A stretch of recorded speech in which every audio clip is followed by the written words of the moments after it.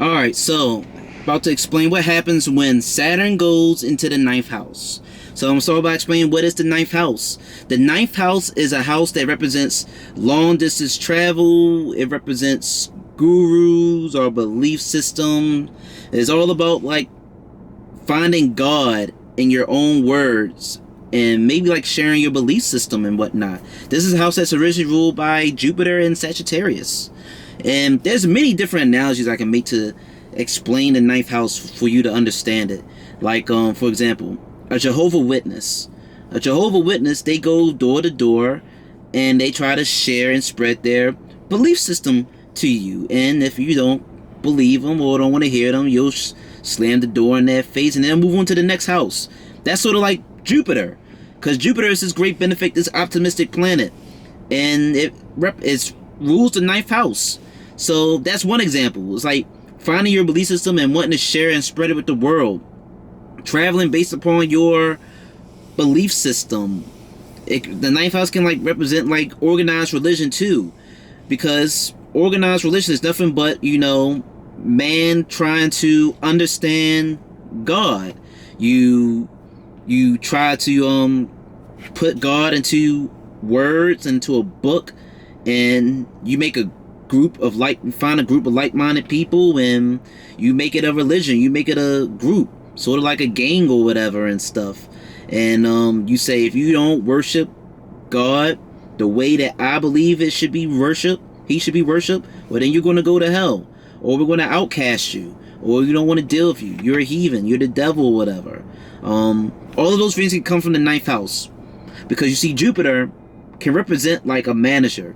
It can represent like a lawmaker, because, you know, it's like turning your beliefs into a law, making it law. You don't believe what I believe, you don't agree with what I believe, then, you know, you're bad, you're whatever, you know. But yeah, the ninth house can also represent like the things that you learn from your father or father-like figure. It can show the type of gurus or the type of people that you look up to for advice. It can show like the type of people that you might attract and look up to for like advice, or the people that you attract for like advice and all that good stuff. And another reason that the ninth house represents long distance travel is because, you know, you sort of expand your mind. You expand your mind, your belief system on the world by traveling.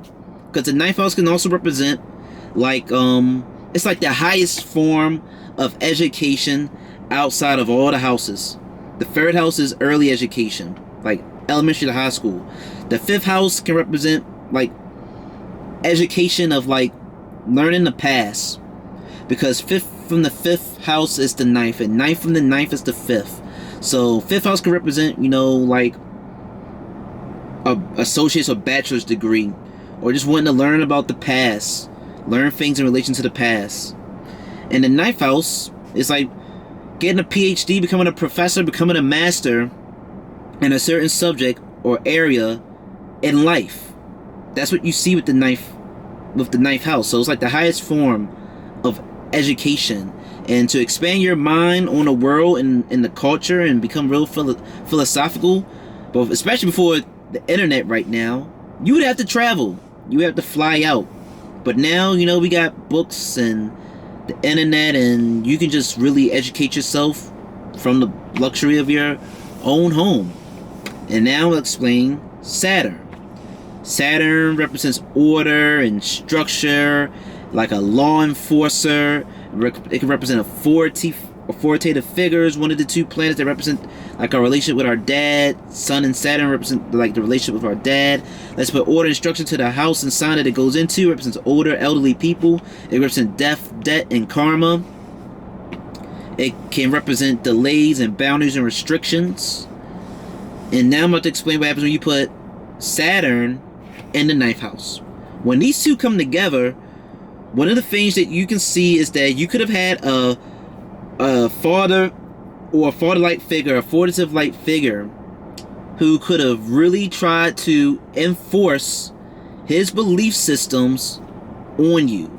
really try to restrict you with his belief system. So you could have had a father-like figure who might have had really loved the Republicans or really loved the Democrats, or they could have been a hardcore Christian in a hardcore Jehovah's Witness or whatever. Whatever they had a hardcore belief system, they could have really tried to instill that belief system on you, and you might have rebelled against it. Yeah, you might have stayed within, you might have went along with it early on in your life, but eventually you probably would have rebelled against whatever harsh or hard belief system that your father-like figure might have tried to instill on you. So that's one thing you see. A parent, father-like figure with a very strong belief system, and they try to restrict you with it because Saturn got those rings around it. Another thing that you see with Saturn going into the 9th house is that you are someone who could have been closed-minded early on in your life. Like, because remember, the 9th house represents belief systems, and Saturn likes to put delays and restrictions and boundaries on things until at least maybe your Saturn return, which is like when you're 28. So one thing that you can see here is that you could have been really stuck and glued to your belief system, whatever it is you believed in, whatever it is that I can't come with no example. It could have been like, oh, I believe that this flavor tastes better than this movie is better than this, or I would never do this in a relationship, or I would never do that. Your belief system could be very rigid, and you could not want to break out of that belief system, that cycle of whatever you believe in. You'd be very dogmatic about whatever it is that you believe in until maybe your Saturn return. And then by the time you come across your Saturn return, you will sort of come out of your self-limiting beliefs or your rigid mindset when it comes to just believing one thing. Like, for example, it's like, it would be like in a very extreme example, a racist person believing that their race or that their religion is better than other people, and then they meet people who's outside their race, outside their religion, and find out that they're actually real good people, and they come to the realization like, damn, I was wrong to believe and think the way that I think about that person, about that thing, and now I'm ready to come out of my ignorance and expand my mind and learn about things outside of what was just taught to me by my family, by my guru, by my teacher, by my father-like figure, or whatever. So definitely by like the Saturn return, an individual can be seen wanting to learn and explore things outside of their comfort zone, outside of their immediate surroundings, outside of things that they've been taught their whole entire life. Someone here, they could be very great.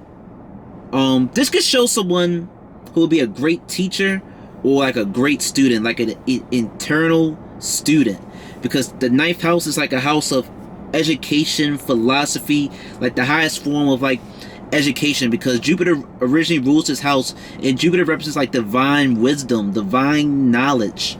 So someone here, they could be like, damn, I've been missing out on all this stuff.